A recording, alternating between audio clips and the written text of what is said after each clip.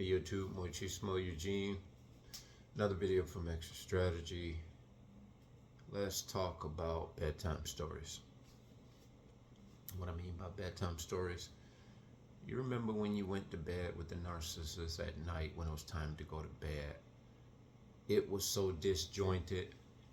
It was about as romantic as sleeping with a Bengal tiger,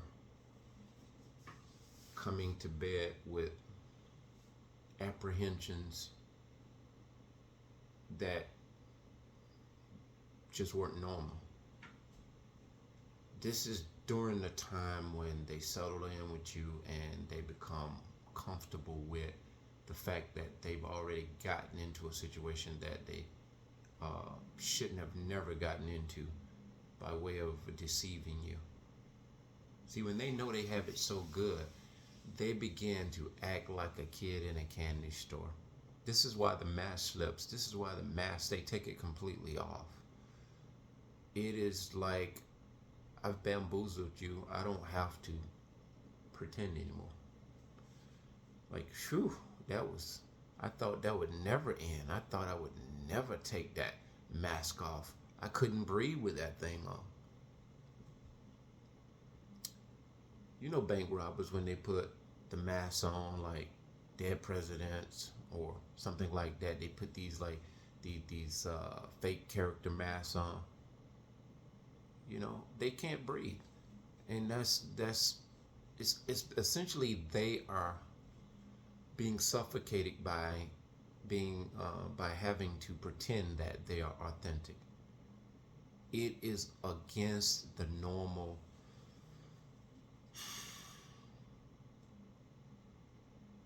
demeanor for them. Like for you, it would be like you and I, who are genuine, authentic human beings. We say some things that we mean, and even to the point when we offend somebody, we can automatically introspect and entertain what that person has to say. Not the narcissist. They shut down. When you reveal to them that there is something wrong with what they've said or done to you, you're deemed an enemy. You're an enemy when they come into the relationship, but you're definitely deemed, you put on the blacklist. But the thing about it, they're so subtle. They're so subtle when they're harboring their disdain for you and their resentment. And by this time, you're deep into the relationship. And so when you go to bed with these individuals, it is like two people going in two different directions. It is worse than just living with a roommate that you can't get along with. If you've ever had the opportunity to live in a place with somebody and it wasn't feasible where you guys got along that well, you almost did your own thing within the same confines, but you almost had to act as though they weren't in the building or in the house in order to be able to keep the peace. Not so much with the narcissist. When you come to bed, that is supposed to be a time when you and your mate are supposed to have a high anticipation of being able to get in the bed and lay down next to each other and talk and share and exchange the conversation as you fall off to sleep, either in each other's arm or just to go to sleep with a harmonizing conversation. No, with the narcissist, you dread going to the bed with the same, with that human being that you think was a human being, and now you know that something is very inhuman about them. You come to bed and you go to bed tired and exhausted, but at the same time, there's something within you that just doesn't sit right. So therefore, you go to sleep, and try as you may, you wake up exhausted because what you've done is tossed and turned throughout the night. Because because what you've done is thought about all the things, past, present, and going into the future, as it regards you and this demon that you've entrusted with your future and the relationship. You thinking that this is minds that are going in the same direction, but you know now. This is before you really realize they're narcissists. But you're coming into an awakening. You know something just does not fit. This is just a difficult person. But you can't put your finger on it. And so you go to sleep and you're exhausted. And you wake up in the morning and you go about your business, and the tension that you have from lack of sleep, it comes out at your workplace. And this is by design. These people come into your life to discombobulate you in every way, shape, or form. Thereby, you're unrested, you're tensed, you're on edge, and you have to try to go about your life as though everything is normal. And especially if you've shared good times about this individual, and then when that smear and that devaluing phase comes in to play, unbeknownst to you, you can't identify what it is. So now you're going to that same job, and as before, you've talked about trips you guys have done, you've done this, you've done that, and now they see a look on your face like, everything okay, man? And you gotta immediately jump into your position, play face. Oh, everything good? Yeah, we good. Yeah. You look like you're in deep thought. What's going on with you, bro? No, I'm just thinking about something. You're ashamed to tell these people that you done screwed up, but you just don't know what and how you've screwed up. You know this person is very, very unwell. So you just calling me crazy. They're weird. They're acting real funny. But you have no idea. It's more deeper than funny, acting weird, and acting crazy. These people make crazy people look like angels. These people are disturbed and detached. There's a difference. Certain things in life cause people to be or act crazy and behave crazy in crazy ways. These people are premeditated. They are calculated. And so when we say someone is crazy, that's being too nice to the narcissist. And that's why a lot of people find it hard to understand the depth of what they truly are. The depth of how dark and dangerous and disturbed they are.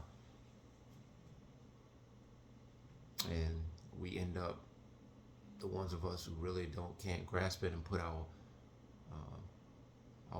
mind around it, we allow these people to continue to exist in our space. And if you know, like us, the ones who are awakened and aware, fully aware, we want to keep these people at a distance as much as possible. So that going to bed with these, I almost said animals, these entities, going to bed with them, which is supposed to be a romantic, winding down, beautiful endeavor, connecting before you go to sleep. You're so disconnected with these individuals, boy. The movie Sleeping with a Stranger, that's an understatement. You sleeping with a stranger, you sleeping with danger. So that was just a part of the narcissist journey that I experienced with this individual. The tension that you have as a result of them actually laying down in the road, if you will. They've got you. They've gotten you hook, line, and sinker. So they just give up. They just stop doing anything that remotely resembles peace, civility, happiness, cooperation, support, teamwork, all of these things. They go a whole 180 degrees on you. And it happens out of the blue. And it makes no logical sense, because you can't readily access an answer for this. It makes no sense. You can't even grasp anything out of the air that can kind of connect the dots for you. You just know last night you were talking about a future, and today you want this person as far away from you as they can possibly get. But the cognitive dissonance, the love, the love bomb that they put on you in the beginning, all that creates this trauma bond to the point where you, as an empath, you're holding out. As bad as it is, you're just like, you're giving yourself a million reasons to stay in this relationship, and you only need one. These people are really sick.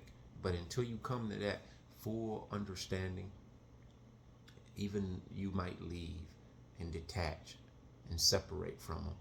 But these relationships, how they look, these people always come back to each other, because the narcissist is doing this push-pull. Empath is the one that always relents and gives in. But when you have had enough as an empath, you're forced to be reckoned with. So looking back at all those things, man, there is so many things with these people that they had done before you. So don't take it personal. They act this way with everybody. So everything that I explained to you, just know at the end of the day, you weren't that special in their eyes, as far as they selected you just to do you wrong. You were special in the sense that you were the next target on their list. And so just keep moving forward and be aware and try to be awake on what these people are and how they move, because even when you're supposed to be in a romantic capacity with them, they even ruin that. So much to the point where I know and hear a lot of people saying, I don't even want a relationship. Don't dare let the narcissist ruin your life and the visions you have of hopefully having a happy, romantic, endearing relationship with someone. There's someone out there for you. It's just going to be a waiting game. In the meantime, while you're waiting, get healed, get healthy, and be happy. Bless.